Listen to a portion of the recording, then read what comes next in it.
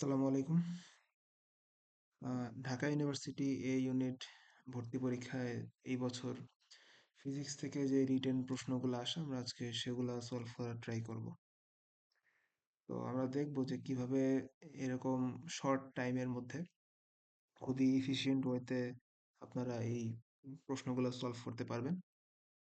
আমি শুরু করে দিচ্ছি এখানে।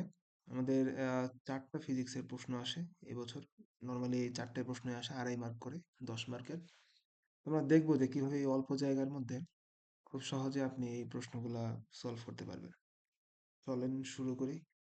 প্রথম যে প্রশ্নটা সেটা আমাদেরকে বলে যে আনুভূমিকভাবে চলমান একটি আলফা কণা, যার ভর দেওয়া আছে এখানে 4u, একটি স্থির অক্সিজেন নিউক্লিয়াসের যার ভর দেওয়া আছে 16u এর সাথে সংঘর্ষের ফলে 60 ডিগ্রি কোণে উপরের দিকে চলে যায় এবং অক্সিজেনের নিউক্লিয়াসটি 30 ডিগ্রি কোণে নিচের দিকে একটা বেগে চলে আসে আর কি।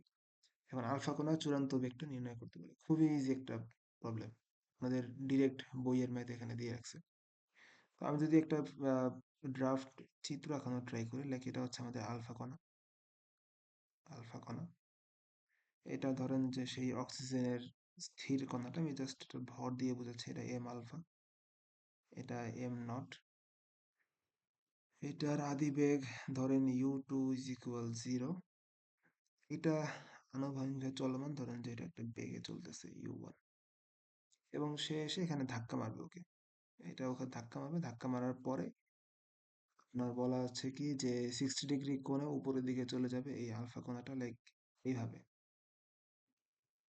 এটা হচ্ছে কালো রঙেরটা, এটা হচ্ছে আলফা কণা। ও হচ্ছে 60 ডিগ্রি অ্যাঙ্গেলে উপরে চলে যাবে। আর অক্সিজেনের যে কণাটা সেটা 30 ডিগ্রি অ্যাঙ্গেলে নিচে আসবে আর কি, এইভাবে 30 ডিগ্রি অ্যাঙ্গেলে অক্সিজেনের এই কণাটা চলে আসে এম ও। এবং অক্সিজেনের এই কণাটার বেগ দেওয়া আছে এখানে, এটাকে আমরা v2 ধরবো, √3 × 10⁵ মিটার পার সেকেন্ড। আর আলফা কণার শেষ বেগটা দেওয়া নাই, v1 এরই আমাদেরকে বের করতে হবে চূড়ান্ত বেগ। তো এখন এখান থেকে আমাদের চূড়ান্ত বেগটা বের করবো কিভাবে? আমরা বের করতে পারি আদি ভরবেগ। দুইটার আদি ভরবেগের সমষ্টি ইজ ইকুয়াল দুইটার শেষ ভরবেগের সমষ্টি, যেটাকে আমরা ভরবেগের সংরক্ষণশীল নীতি হিসেবে জানি। সিম্পলি সেটা অ্যাপ্লাই করে দিব। তো এখন ম্যাক্সিমাম কেস আমরা যেটা অভ্যস্ত, আমি একটু এটা যদি অক্ষ দিয়ে রিপ্রেজেন্ট করার ট্রাই করি, ধরেন এটা হচ্ছে সেই অক্ষরেখাটা আমাদের।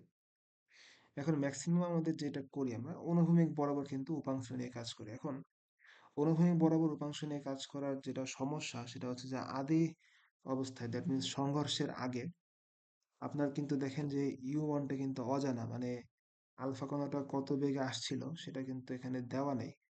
তার মানে এখানে একটা আননোন চলে আসতেছে এক্সট্রা, মানে আপনার v1ও অজানা, আপনার u1ও অজানা। তো সেক্ষেত্রে কিন্তু জিনিসটা খুব টাফ হয়ে যায়, মানে এটা সলভ করা ইম্পসিবল। কারণ দুইটা আননোন একটা ইকুয়েশন দিয়ে আপনি কিভাবে এটা সলভ করবেন, মানে অ্যাটলিস্ট আমাদের এই লেভেলে সলভ করা যাবে না। সেই জন্য আমরা একটু টেকনিক্যালি আগাবো। আমাদের দেখেন যেহেতু এটা বলছে যে আনুভূমিক ভাবে চলমান আলফা কণাটা, নিশ্চয়ই এখানে তার উলম্ব কোনো উপাংশ থাকবে না। তো আমরা এখানে লিখবো যে উলম্ব বরাবর উপাংশ নিয়ে, আপনারা নিশ্চয়ই পরীক্ষার হলে এত কিছু লেখা লাগবে না, ঢাকা ইউনিভার্সিটি ভর্তি পরীক্ষা বা ইভেন যে যে সমস্ত অ্যাডমিশন টেস্টে রিটেন আসে, জাস্ট ম্যাথটা করে দিলে হবে। আমি জাস্ট বোঝানোর জন্য এগুলো লিখছি আর কি। উলম্ব বরাবর উপাংশ নিয়ে ভরবেগের সংরক্ষণশীলতার নীতি যদি আমরা এখানে অ্যাপ্লাই করি, তো দেখতে পাচ্ছেন যে এই আলফা কণা বা অক্সিজেন কণা এরা কেউই কিন্তু উলম্ব বরাবর মুভ করতেছে না। যেহেতু এরা উলম্ব বরাবর মুভ করতেছে না, তার মানে এদের আদি ভরবেগটা কি? উলম্ব বরাবর 0। আমরা এটাকে 0 ধরে নিচ্ছি, ইজ ইকুয়াল। আর সংঘর্ষের পরে সংঘর্ষের পরে যেটা হয় যে এখানে আলফা কণাটার উলম্ব বরাবর উপাংশ কত? আপনি দেখতে পাচ্ছেন যে আলফা কণাটার উলম্ব বরাবর উপাংশ হচ্ছে v1 sin 60। অথবা আপনি এভাবে চিন্তা করতে পারেন v1, এই অ্যাঙ্গেলটা কত হবে 30, তাহলে v1 cos 30, যেটাই নেন আপনি। তাহলে m alpha v1 sin 60 and m naught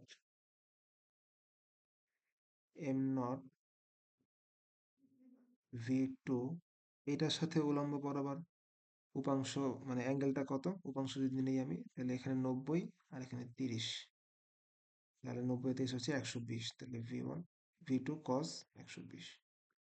মানে আমি পজিটিভ অ্যাক্সিস বরাবর উপাংশগুলো নিলাম আর কি, আলফা কণা এবং অক্সিজেন কণা। এখানে লিখে দিচ্ছি যে পজিটিভ বরাবর, উপরের দিকটাকে আমি পজিটিভ ধরে দেন হচ্ছে উপাংশগুলো নেই। আমি আবার একটু রিপিট করি যে V1 দেখেন পজিটিভ অ্যাক্সিসের সাথে 30 ডিগ্রি অ্যাঙ্গেল করছে, আপনি এটাকে লিখতে পারেন V1 cos 30 অথবা V1 sin 60। আর V2 যেটা সেটা পজিটিভ অ্যাক্সিসের সাথে 90 প্লাস 30 120 ডিগ্রি অ্যাঙ্গেল তৈরি করে। তো এই হচ্ছে আমাদের ভরবেগের সংরক্ষণশীল নীতি অ্যাপ্লাই করা শেষ। এখন আমরা ডিরেক্ট মান বসাই দিব। তো এখানে এটার মান দেখতেই পাচ্ছেন যে 4u, এটার মান হচ্ছে আপনার 16u, এবং এটার মান -12। তো আমি যদি এখানে একটু হিসেব করি, 4u v1 sin 60 মান হচ্ছে √3/2। এখানে -12 এর জন্য মাইনাস চলে আসে, -12 16u v2। হোপফুলি কোনো ভুল হয় নাই ক্যালকুলেশনে। তো ইউ যদি কমন নেই, ইউ কমন নিলে আমাদের বাম পাশে সরাই দিলে ইউ ইউ কাটা চলে যাবে। 2 দিয়ে 4 কে কাটলে 2 থাকে, 2 দিয়ে 16 কাটলে 8 থাকে। তো আপনি দেখতে পাচ্ছেন যে এখানে 0 is equal 2√3 v1 minus 8 v2।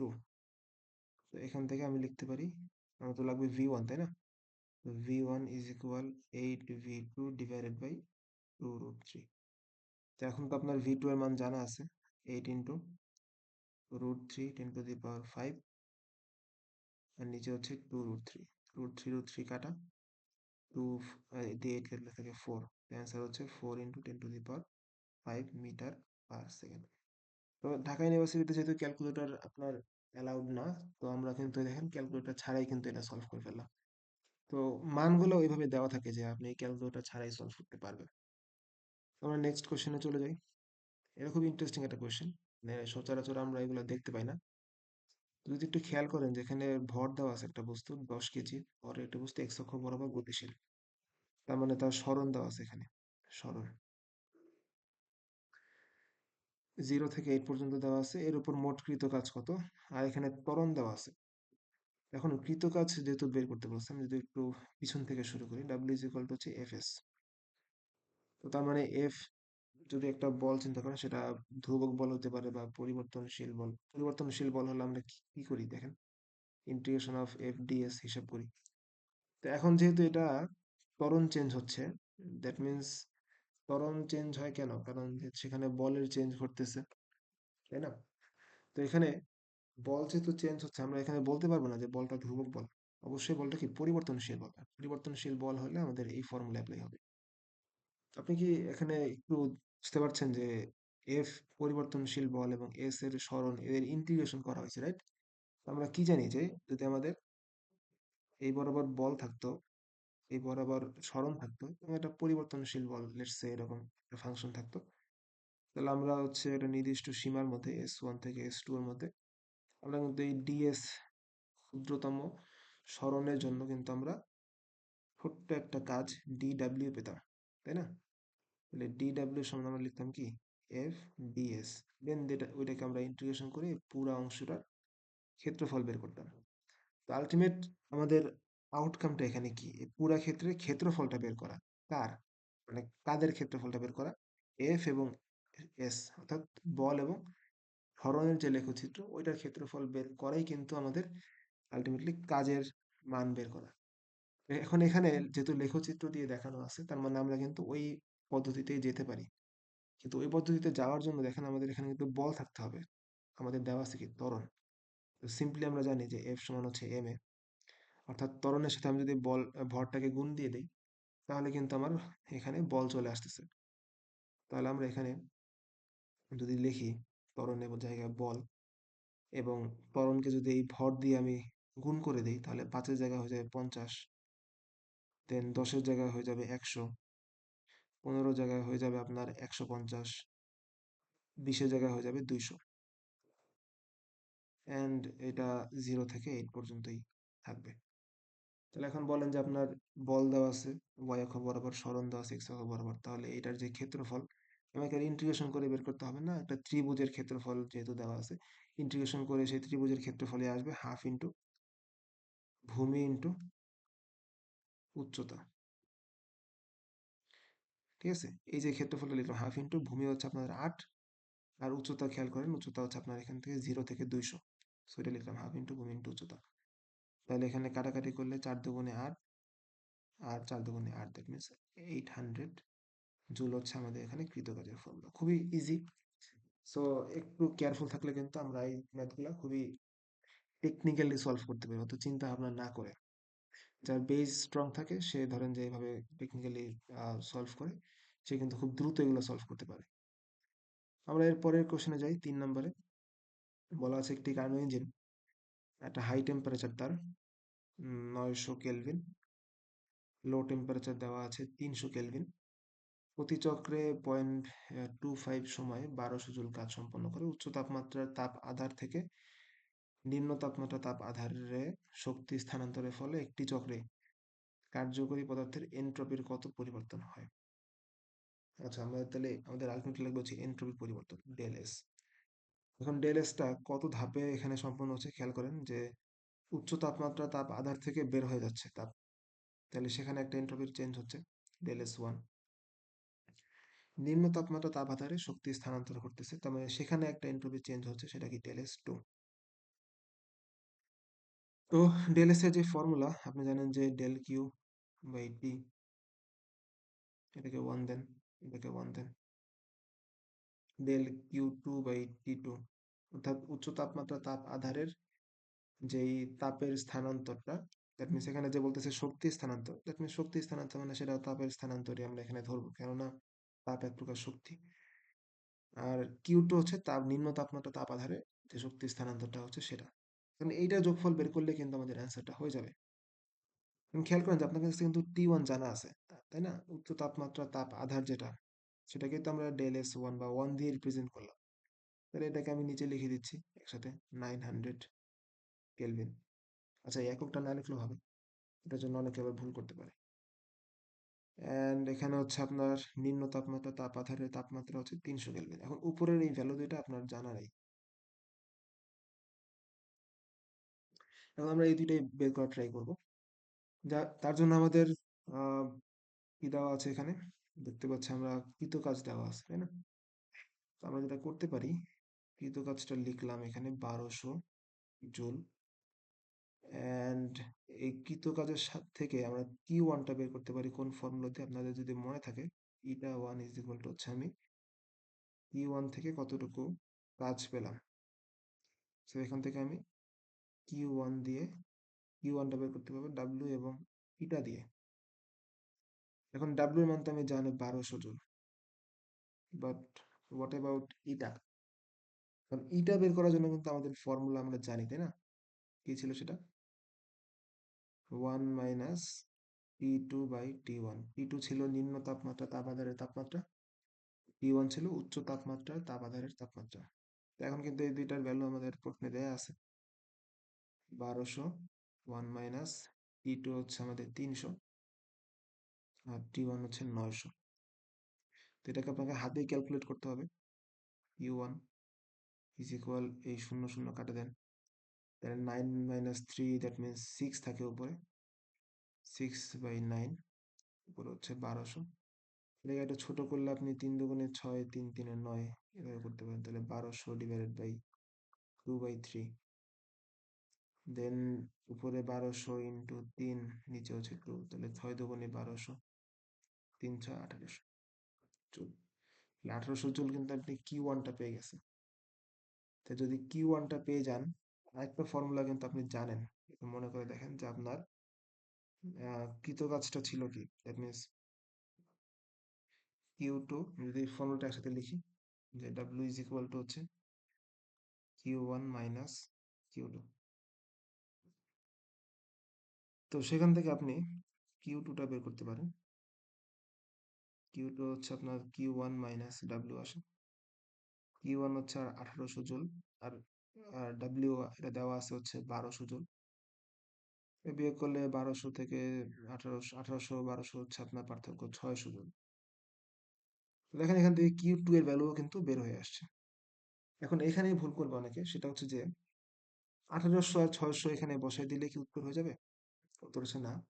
কারণ তাপ আধার থেকে একটা তাপ আধার থেকে তাপ বের হচ্ছে, আর একটা তাপ আধার হচ্ছে তাপ ঢুকতেছে। তো দুইটার কি ডিরেকশন সেম হবে? এটা ধরেন যে হাই টেম্পারেচার, ওর থেকে তাপ বের হচ্ছে। এটা লো টেম্পারেচারের তাপ আধার, ওর মধ্যে তাপ ঢুকতেছে। সো ডিরেকশনটা যেহেতু এখানে ডিফারেন্ট, তো তার মানে একটা তাপমাত্রা বাড়তেছে, একটা তাপমাত্রা কমতেছে। তো পার্থক্য কিন্তু সেম হবে না, একটা পজিটিভ হবে, একটা নেগেটিভ হবে। ধরেন যার হাই টেম্পারেচার, ওর থেকে যদি তাপটা সরায় নেওয়া হয়, লাইক আমি যদি এটা বলি যে ওর তাপ আগে ছিল লেটস সে 600 জুল, তো ওর থেকে যদি তাপ বের করে নেওয়া হয়, নিশ্চয়ই কমে সেটা আপনার 400 হয়ে যাবে, ধরেন কমে 400 হয়ে গেল। তাহলে ওর যে পার্থক্যটা আপনি যদি শেষ থেকে হিসাব করেন, -200 জুল। আর ওই লো টেম্পারেচারের মধ্যে ধরেন যে ওর ছিলই 400, আর ওর মধ্যে মনে করেন যে আরো 200 অ্যাড হলো, তাহলে এখন হয়ে গেল 600। তাহলে এখন ওর পার্থক্য কত? 600 - 400 মানে কত? 200।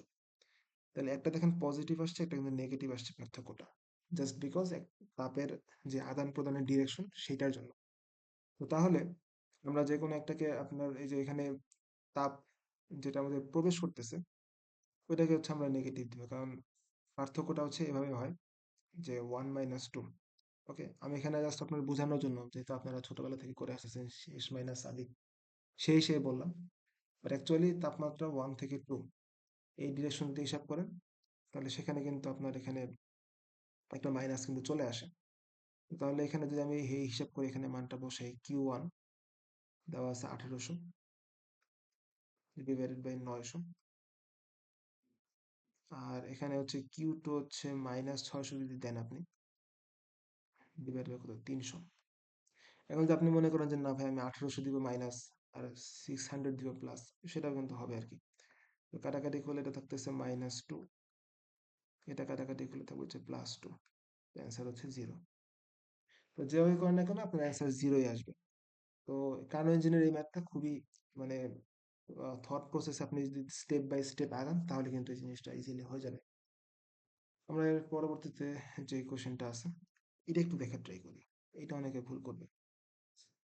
সেটা হচ্ছে এখানে 6 মিলি অ্যাম্পিয়ার আই এর যে ভ্যালুটা দেওয়া আছে, আমাকে বলছে কি যে পাশের বর্তনীতে ব্যাটারির অভ্যন্তরীণ রোধকে নগণ্য ধরে আর কর্তৃক ক্ষয়প্রাপ্ত বৈদ্যুতিক ক্ষমতা নির্ণয় করা। এখন বৈদ্যুতিক ক্ষমতার ফর্মুলা দুইটা আছে না, P is equal to VI অথবা ভি স্কোয়ার বাই আর। এখন আমাদের এখানটাতে দুইটা দিয়ে আপনি করতে পারেন। আমরা যদি খেয়াল করি যে এই আইটা 6 মিলি অ্যাম্পিয়ার যদি এই 0.5 কিলো ওহমের মধ্য দিয়ে যায়, তাহলে কতটুকু ভোল্টেজ খরচ হবে? ভি সমান আই আর, এই ফর্মুলা দিয়ে আপনি দেখতে পাচ্ছেন যে 0.5 এর মধ্যে কতটুকু খরচ হবে। তাহলে এখন 0.5 কিলো ওহমের মধ্য দিয়ে 6 মিলি অ্যাম্পিয়ারই যাবে, তাহলে 6 × 10⁻³ মিলি অ্যাম্পিয়ারের জন্য 10⁻³ ইন্টু আর এর ভ্যালু কত, 0.5 কিলো, দ্যাট মিনস 10⁻³ তাহলে এই +3 - 3 কাটা, আপনার থাকবে হচ্ছে 6, আর হচ্ছে 0.5 মিনস হচ্ছে হাফ, তাহলে 3 ভোল্টেজ। দ্যাট মিনস এই রোধের মধ্যে 3 ভোল্ট খরচ হয়েছে। এখন আপনার সাপ্লাই ছিল 9 ভোল্ট, আপনার 3 ভোল্ট যদি খরচ হয়, তাহলে এই যে প্রান্তটা আমি যে পয়েন্ট আউট করছি, এই পয়েন্টটা অবশিষ্ট থাকবে কত, 9 - 3, দ্যাট মিনস 6 ভোল্ট। তার মানে 6 ভোল্ট হচ্ছে এই মানে সাইকেলটা, এই লুপটা, এই লুপের মধ্যে হচ্ছে 6 ভোল্ট অ্যাভেলেবেল। তাহলে এই 6 ভোল্ট কিন্তু 3 কিলো ওহমের জন্য প্রযোজ্য, আর এর যে মান, আর এর যে রোধটা সেটার জন্য কিন্তু প্রযোজ্য, কেননা আমরা জানি যে সমান্তরাল সমাবেশে কিন্তু আপনাদের রোধ দুইটা কি সেম থাকে। এখন 6 ভোল্ট দুইটার জন্য যেহেতু প্রযোজ্য, আমরা এখান থেকে এই আর এর মধ্য দিয়ে বা আর এর দুই প্রান্তের মধ্য দিয়ে কত কারেন্ট যাবে সেটা কিন্তু আমরা বের করতে পারি। তাহলে আমি যদি নিচেরটা যদি একটু বের করি, নিচে 3 ওহমের মধ্যে দিয়ে কত কারেন্ট যাবে, তাহলে আই ইজ ইকুয়াল টু হচ্ছে ভি বাই আর। তাহলে ভি কত, এখানে 6 ভোল্ট বললাম, আর কত, আমি যেহেতু উপরে আর এর মান জানি না, আমি নিচের আরটা বের করলে কিন্তু হয়ে যাবে 3 কিলো ওহম। কিলো মানে তো 10⁻³ ভাগ করলে সেটা 10⁻³ হয়ে যাবে। সো তখন আমরা বলতে পারি 3 × 2 = 6, 2 × 10⁻³ এর জন্য মিলি অ্যাম্পিয়ার। তাহলে I1 এই 3 কিলো ওহমের মধ্য দিয়ে আপনার আই যেটা, এটাকে I1 বলেন, I1 যাবে হচ্ছে 2 মিলি অ্যাম্পিয়ার। তাহলে পুরা ফুল আই ছিল আপনার 6 মিলি অ্যাম্পিয়ার। দুইটা আপনার এখানে ব্রাঞ্চ তৈরি হয়েছে, একটা ব্রাঞ্চের মধ্যে দিয়ে 2 মিলি অ্যাম্পিয়ার গেলে অবশ্যই আরেকটা ব্রাঞ্চের মধ্যে দিয়ে কত, 6 - 2, দ্যাট মিনস 4 মিলি অ্যাম্পিয়ার যাবে এই আর ইসের মধ্যে দিয়ে, রোদের মধ্যে দিয়ে 4 মিলি অ্যাম্পিয়ার। আপনি এই আর এর যে কারেন্ট আই আর সেটা বের করে ফেলেন, আপনি ভি আর যেটা সেটাও এখান থেকে বের করে ফেলেন 6 ভোল্ট। তাহলে তো আপনার ক্ষমতা আসলে বের করা কোনো ব্যাপারই না। ক্ষমতা মানে কি, P is equal to V I. V 6 volt, আর আই যেহেতু মিলি অ্যাম্পিয়ার, মিলি অ্যাম্পিয়ারে রাখেন, 4 × 7 = 24, তখন কি মিলি ওয়াট আসবে। এটাই কিন্তু আমাদের অ্যান্সার। তো এই ছিল ফিজিক্সের রিটেনের যে পার্টটা। আমরা চেষ্টা করব যে আগামী ক্লাসে ম্যাথের যে রিটেন পার্টটা সেটা নিয়ে আসার। তো আমাদের সাথে থাকার জন্যই সবাইকে ধন্যবাদ। আপনাদের আগামী অ্যাডমিশন এক্সাম যাতে খুব ভালো হয়, আমরা সেই দোয়া এবং শুভকামনা আপনাদের প্রতি রইল। আল্লাহ হাফেজ।